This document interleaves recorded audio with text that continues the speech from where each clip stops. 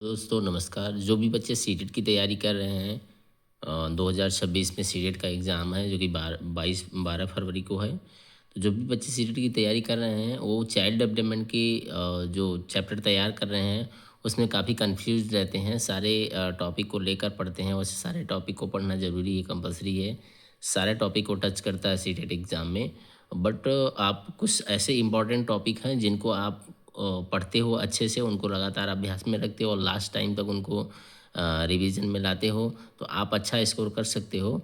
और उस टॉपिक को मैंने यहाँ पर ट्रिक कर दिया है और इस ट्रिक के अनुसार इस टॉपिक को आप लगातार कंटिन्यू अपने अभ्यास में लीजिए और इससे रिलेटेड जितने भी क्वेश्चंस प्रीवियस क्वेश्चन में आ रहे हैं और इससे रिलेटेड टॉपिक के क्वेश्चंस कहीं भी आपको मिल रहे हैं उसको लगातार अपने अभ्यास में और स्टडी में लीजिए और आप इसी टॉपिक को बस फोकस कर लीजिए, लगातार पढ़ लीजिए। इस टॉपिक से ही क्वेश्चन अधिकांश फंसते हैं। इसमें जैसे देखिए विकास का संप्रत्यय व अधिगम के साथ संबंध, विकास के सिद्धांत यानी जितने भी विकास के सिद्धांत हैं उसको, और अनुवांशिकता एवं वातावरण यानी अनुवांशिकता और वातावरण का बालक के विकास पर क्या प्रभाव पड़ता है, किस तरीके से पड़ता है, किस हद तक पड़ता है। 1 से 5 साल के बच्चे पे, फिर 6 से 12 साल के बच्चे पर, फिर 12 से 18 साल के बच्चे हैं जो अलग अलग क्लासों में आते हैं, स्कूल से लेकर आसपास के वातावरण में, उन सबको आपको पढ़ना है। तो एक कुल मिला के जो है लगभग एक ही चैप्टर में रहते हैं, इसलिए मैंने यहाँ पर ऐड कर दिया है कि एक कुल मिला के एक अध्याय रहते हैं जो कि इसमें से लगभग 4 नंबर आपके पूछ सकते हैं सीटेट के एग्ज़ाम में। समाजीकरण की प्रक्रिया उतना इम्पोर्टेंट नहीं है, बट समाजीकरण की प्रक्रिया अगर आपके पास समय है तो एक बार देख लीजिएगा। यानी समाजीकरण की प्रक्रिया यानी 1 से 5 साल और 6 से 12 साल, 12 से 18 साल के बच्चे जो है शैशवावस्था, किशोरावस्था और शैशवावस्था, बाल्यावस्था और किशोरावस्था में उनके हर अवस्थाओं में समाजीकरण की प्रक्रिया कैसे चलती है और किस किस स्टेज पे चलती है और बच्चों का सामाजिक स्तर किस किस तरीके से बढ़ता जाता है, इसमें यही चीज़ें दी गई है। ये आपको जो है बीएड के फर्स्ट सेमेस्टर में अधिगमकर्ता के विकास व बाल मनोविज्ञान में मिल जाएंगे। वो बुक्स अगर आप पढ़ते हो तो उसमें सामाजिकरण का एक चैप्टर दिया है जिसमें शैशवावस्था में सामाजिकरण, बाल्यावस्था में सामाजिकरण और किशोरावस्था में सामाजिकरण की प्रक्रिया को डिटेल में दिया है। अगर इस टॉपिक को आप पढ़ना चाहते हो तो बीएड के फर्स्ट सेमेस्टर के अधिगमकर्ता का विकास और बाल मनोविज्ञान को आप अच्छे ढंग से पढ़ लीजिए। वहाँ से मूल बुकों से जो क्वेश्चंस आप पढ़ लोगे वो कभी नहीं भूलेगा और आप राइट आंसर करके ही आओगे। उसके बाद आता है पियाजे, वाइगोत्स्की और कोहलवर्ग का सिद्धांत। यानी बालक के विकास के लिए पियाजे का जो सिद्धांत है, फिर अलग से वाइगोत्स्की का जो विकास का सिद्धांत है, फिर कोहलवर्ग का विकास का सिद्धांत है। उसको आपको अलग अलग थ्योरी को पढ़ना होगा। इस अलग अलग थ्योरी को आपको मैं अगली वीडियो में अलग अलग करके इसको मैं समझा दूंगा और इसमें जितने भी क्वेश्चंस पियाजे से, वाइगोत्स्की से और कोहलवर्ग से बनेंगे उनको मैं टोटल डिटेल में आपको एक अलग अलग चैप्टर बना के वीडियो अपलोड कर दूंगा। आप मेरे चैनल पर जाके देख सकते हैं। फिर उसके बाद आता है बाल केंद्रित व प्रगतिशील शिक्षा। यह भी जो है आपके बीएड के फर्स्ट सेमेस्टर अधिगमकर्ता का विकास व मनोविज्ञान में आपको मिल जाएगा।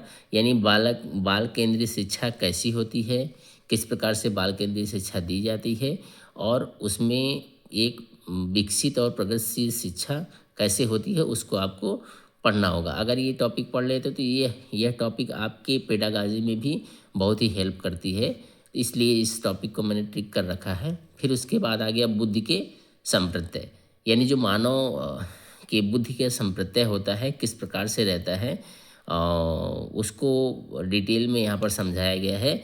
यह है आपके बीएड के फर्स्ट सेमेस्टर मूल्यांकन एवं आकलन वाली जो बुक होगी उसमें यह चैप्टर बहुत अच्छे ढंग से दिया गया है और अधिगमकर्ता के विकास में भी दिया गया है। बट आप मूल्यांकन एवं आकलन में जाएंगे तो वो अच्छे ढंग से इसको समझा दिया, एक टॉपिक ही, एक अध्याय ही अलग से कर दिया है। और यहाँ पर देखिए बहुआयामी बुद्धि का सिद्धांत, यह भी आपके लिए मोस्ट है क्योंकि इसमें से 2 नंबर कंपलसरी, 2 नंबर हर बार पूछता है तो पूछता ही है। होवार्ड गार्डनर की बुद्धि का सिद्धांत जो है दिया गया है। बहुआयामी बुद्धि का सिद्धांत होवार्ड गार्डनर ने दिया है कि बुद्धि जो है बहु प्रकार के आयामों से होकर एक साथ संगठित है और वह किस किस प्रकार से काम करती है, इसको इन्होंने बताया है। तो इनकी थ्योरी को मैं एक चैप्टर के माध्यम से थ्योरी को एक वीडियो के माध्यम से आपको सिर्फ इनका ही अपलोड कर दूंगा और इसमें जितने भी क्वेश्चंस बनते हैं उसको टोटल मैं वहाँ पे ऐड कर दूंगा। इससे बाहर का क्वेश्चन कोई नहीं आएगा। फिर उसके बाद भाषा एवं विचार, अगर आप इसको पढ़ते हैं, समय है तो ठीक है, नहीं पढ़ते हैं तो कोई बात नहीं है। लिंग एवं सामाजिक संरचना, इसमें से एक क्वेश्चन आता है कभी कभी, जैसे जेंडर को लेकर आता है, जैसे लड़के लड़कियों के सामाजिक संरचना को लेकर आता है, स्टडी को लेकर आता है, आस पड़ोस, समाज में उनका एडजस्टमेंट, ये सारी चीज़ों को दिया गया है। फिर उसके बाद आता है व्यक्तिगत विभिन्नताएं। ये व्यक्तिगत विभिन्नताएं मोस्ट है, यानी इसमें यही बताया गया है कि सभी बच्चे अपने अलग अलग व्यक्तिगत विभिन्नताओं को लेकर आते हैं। सभी का आईक्यू लेवल, सोचने की शक्ति, सृजन करने की शक्ति, कल्पना करने की शक्ति सबकी अलग अलग होती है। शारीरिक शक्ति सबकी अलग अलग होती है। उस हिसाब से वह बच्चे सोचते हैं और अध्ययन करते हैं, चीज़ों को समझते हैं और सफलता पाते हैं। तो यह भी आपका व्यक्तिगत विभिन्नताएं भी आपका अधिगमकर्ता के विकास में मिल जाएगा आपको भली भांति, उसमें आप जाकर अच्छे ढंग से पढ़ सकते हैं। फिर उसके बाद आ गया सतत एवं व्यापक मूल्यांकन। यह भी आपका अधिगमकर्ता के विकास में है, लेकिन बीएड के फर्स्ट सेमेस्टर के मूल्यांकन एवं आकलन वाली जो बुक है उसमें आप जाके सतत एवं व्यापक मूल्यांकन शिक्षा के क्षेत्र में क्यों जरूरी है, यानी सतत मतलब लगातार और व्यापक मतलब विस्तृत रूप से, लगातार विस्तृत रूप से जो मूल्यांकन बच्चों का किया जाता है उससे हमें बच्चों के प्रोग्रेस के बारे में अच्छे ढंग से पता चलता है। उस हिसाब से हम बच्चे के आगामी भविष्य में उसके विकास का मूल्यांकन और आकलन कर सकते हैं। इसका एक चैप्टर अलग से मूल्यांकन एवं आकलन वाली बुक में बढ़िया से समझाया हो। उसको अगर आप पढ़ना चाहते हैं थ्योरी के रूप में डीपली, तो आप वहाँ पर बीएड के फर्स्ट सेमेस्टर की मूल बुक मूल्यांकन एवं आकलन की बुक ले सकते हैं, उसमें अच्छे ढंग से पढ़ सकते हैं। फिर आता है आपका मनोविज्ञान का सेक्शन 2। सेक्शन 2 में आपका आता है इंक्लूसिव एजुकेशन, यानी समावेशी शिक्षा आता है। समावेशी शिक्षा में आपका पहला है, इसमें 3 पॉइंट दिए गए हैं। पहला है वंचित समूह एवं विभिन्नताओं वाले बच्चे। वंचित समूह यानी जो सामान्य बच्चों से वंचित हो जाते हैं, सामान्य बच्चों के साथ शिक्षा लेने से वंचित हो जाते हैं, और विभिन्नताओं वाले बच्चे यानी व्यक्तिगत जिन उनकी विभिन्नताएं होती है, जैसे दृष्टि बाधित हो गए बच्चे, मानसिक रूप से पिछड़े बालक हो गए, विकलांग बालक हो गए, यानी ये सारे जो है विभिन्नताओं वाले बच्चे, जो व्यक्तिगत विभिन्नताओं वाले बच्चे आते हैं, वंचित समूह वाले आते हैं, जो सामान्य विद्यालयों में नहीं पढ़ पाते हैं, उनके लिए विशेष विद्यालयों की व्यवस्था की जाती है। उस प्रकार के बालकों के बारे में यहाँ पर दिया जाता है और उसको आपको अध्ययन करना होगा। इसमें टोटल ओवरऑल लगभग जो है 5 नंबर आपके पूछे जाएंगे, यानी समावेशी शिक्षा को अगर आप तैयार कर ले रहे हैं तो टोटल 5 नंबर आपके फंस सकते हैं। और ये समावेशी शिक्षा अगर आप अच्छे से तीनों पॉइंट को तैयार कर लिए तो आपका पेडागाजी में बहुत ही ज़्यादा हेल्प होगा। पेडागाजी को समझने में बहुत ही ज़्यादा आपको हेल्प मिलेगी। वो पेडागाजी के जो 14-15 नंबर आते हैं उसमें यह बहुत ही मोस्ट भूमिका निभाता है अपना। फिर उसके बाद है अधिगम अक्षमताओं वाले बालक, यानी सीखने में अक्षम जो बालक होते हैं उसके बारे में बताया गया। यह भी आपके बीएड सेकेंड सेमेस्टर में जो है समावेशी शिक्षा है, इंक्लूसिव एजुकेशन, उसकी एक बुक है, उसमें ये सारे पॉइंट आपको डीपली तरीके से मिल जाएंगे। अगर इसको आप डीपली तरीके से पढ़ लोगे तो आपका यह तो क्वेश्चन सही होगा, इसमें से तीनों पॉइंट में जो 5 क्वेश्चन करेंगे, बट आप जो है पेडागाजी में अच्छा करोगे। जो पेडागाजी का क्वेश्चन होगा उसमें ये समावेशी शिक्षा की अगर मूल बुक पढ़ते हो तो आप वहाँ पर समस्याओं को समझने में माहिर हो जाओगे।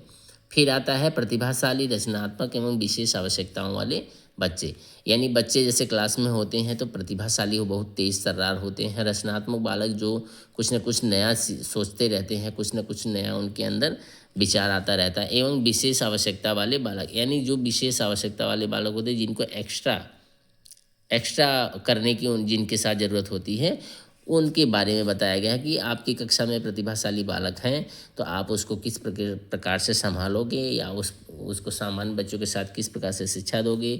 आपकी कक्षा में रचनात्मक बालक हैं तो रचनात्मक बालक को आप किस प्रकार से शिक्षा दोगे, उनको किस प्रकार से ट्रीट करोगे, उनको चीज़ों को कैसे समझाओगे। और विशेष आवश्यकता वाले बालक यानी जो बच्चे विशेष होते हैं, बहुत ही प्रतिभाशाली तीव्र बुद्धि वाले होते हैं, उनको आप किस प्रकार से समझाओगे, किस प्रकार से कक्षा में सारे बच्चों के साथ बैठा के उनको अपने लक्ष्य तक उनके पहुंचाओगे। अब ये तीनों पॉइंट हो गए समावेशी शिक्षा के। ये तीनों पॉइंट आपके मोस्ट हैं, तीनों पॉइंट में से कोई नहीं छोड़ना है, आपको पढ़ना ही पढ़ना है। इसलिए मैंने यहाँ पर ट्रिक अभी कर नहीं किया था, अभी कर दिया। और उसके बाद आ गया आपका अधिगम एवं शिक्षण शास्त्र सेक्शन 3 आपका सीटेट वाले सिलेबस में है, 6 से 8 वाले में। सेक्शन 3 चिंतन एवं असफलता के कारण, यह भी आपका है शिक्षा के सिद्धांत वाली जो ये फर्स्ट सेमेस्टर की बुक है उसमें है।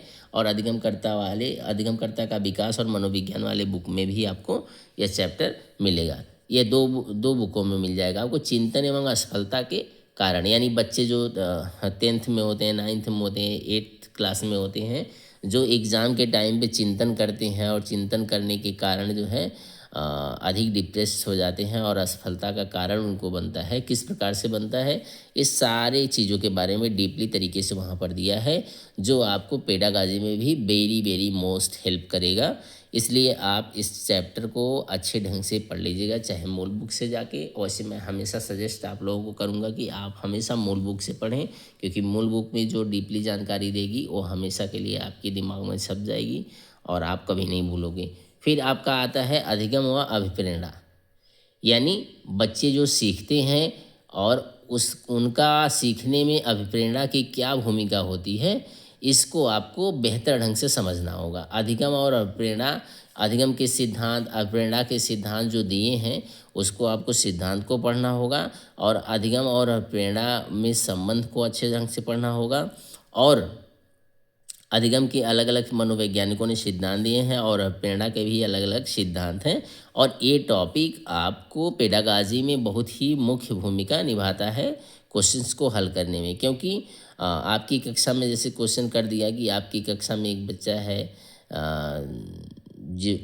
जो सीखने में अक्षम है, जिसे आपको अच्छे ढंग से फला सब्जेक्ट को सिखाना, यानी जिस सब्जेक्ट से रिलेटेड आपको क्वेश्चन करेगा तो आपको वहाँ अधिगम और प्रेरणा के जो टॉपिक होंगे उसको पढ़े रहेंगे तो वहाँ बहुत ही ज़्यादा काम आएगा। यह भी आपके जो है अधिगमकर्ता का विकास एवं मनोविज्ञान और शिक्षा के सिद्धांत वाला जो चैप्टर हो बुक्स हैं फर्स्ट सेमेस्टर बीएड, उसमें आपका बेहतर ढंग से इसको चैप्टर वाइज समझाया है। अधिगम का एक पार्ट ही है और अभिप्रेरणा का भी एक पार्ट है अलग से।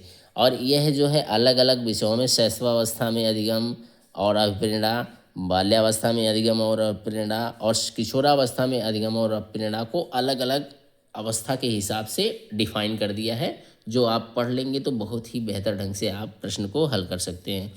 फिर आ गया आपका वैकल्पिक अवधारणाएं व बच्चों की त्रुटियां, यानी जो बच्चे अलग सोचते हैं, वैकल्पिक तरीके से सोचते हैं किसी चीज़ को, और उनके द्वारा बच्चों वो सोचते समय और काम को करते समय बच्चों द्वारा जो त्रुटियां आती हैं वो किस प्रकार की होती हैं उसके बारे में यहाँ पर बताया गया है। तो यह भी आपको शिक्षा के सिद्धांत वाले बुक्स में मिल जाएगा अच्छे ढंग से, जो कि ये दो टॉपिक आपकी मोस्ट है। वैसे ये भी ज़रूरी है आपकी, लेकिन इससे कहीं ज़्यादा ज़रूरी ये दोनों टॉपिक्स हैं।